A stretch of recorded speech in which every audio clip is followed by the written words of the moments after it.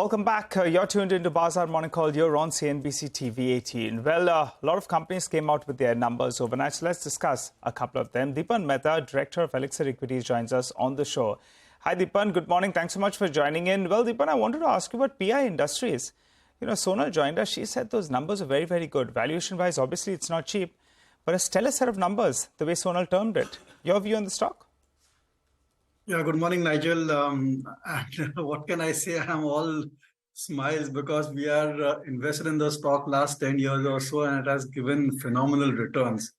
There is something special about this company, and the kind of consistency with which they deliver the numbers is just fantastic, considering that it's a kind of a B2B business, and also considering that the Indian business is subject to a lot of vagaries of weather.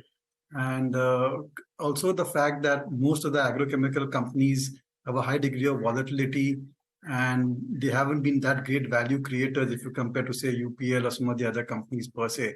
But this company certainly is doing something very different. I think their deep client relationships and what they offer in terms of value, in terms of technology and reliability, I think that's what is paying off big time.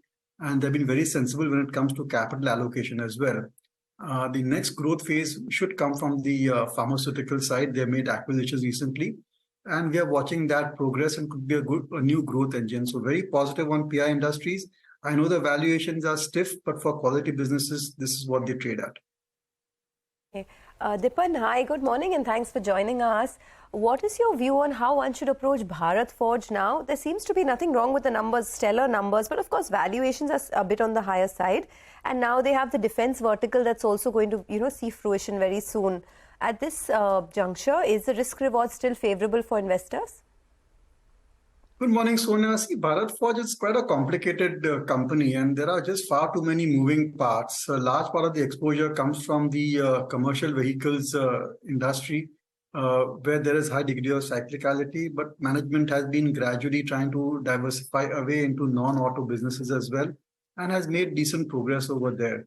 But when I compare the auto ancillary spectrum and companies which are available over there at similar valuation, similar risk return profile, I feel companies like Sona, BLW, or Uno Minda or Minda Corp, which are more on the electrical, electronic side, which are more into infotainment or sensors, or I would say all the products which go into making a vehicle premium, I would prefer those businesses rather than Bharat Forge, which is still purely into machine parts or engine parts, where always that risk is there of EV kind of disruption.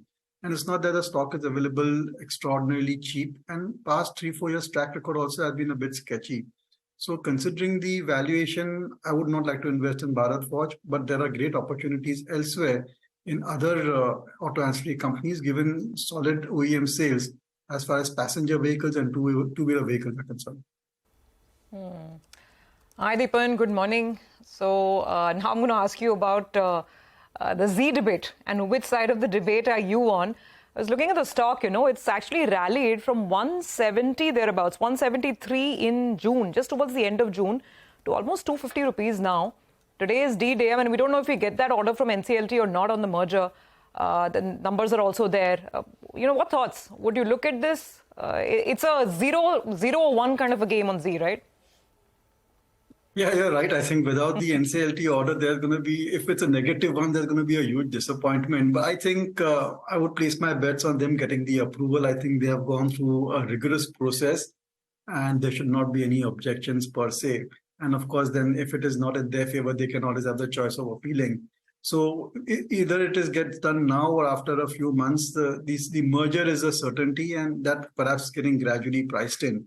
My issue is with the overall industry, where ad rates and ad revenues have kind of flattened out. Subscription revenues are no longer that great a growth driver. International revenues also are stagnant per se. And the entire shift in consumption pattern is more towards OTT, where I don't think Z5 or for that matter, Sony's offering is among the top 2 or 3 as well. And even amongst the larger players in the OTT space, it's not that they're making a humongous amount of money. So the entire industry, given the kind of disruption that is underway, I would like to avoid per se. I mean, there are great stories on the consumption side. There are great stories on banking, on capital goods. I think there are better choices per se. But I'll tell you one thing, that there could be a trading rally in Zee at any point of time on positive sentiment of a merger. And you could have a 15, 20, 25% upside at any point of time. Valuations also will support that. But thereafter, I do not see much of a appreciation beyond maybe 25% or so. Whereas in times like this, you want to go for stocks which have the potential to multiply many times over. So you'd rather go for steady multi-baggers than some of these major trading moves. And I guess even for a trader, I mean, it takes a lot of skill and a lot of guts to go ahead and trade a stock like Zee, given the kind of events that surround it. Well, Dipan, great talking to you this morning. Thank you very much. You have a great day, and we look forward to connecting again.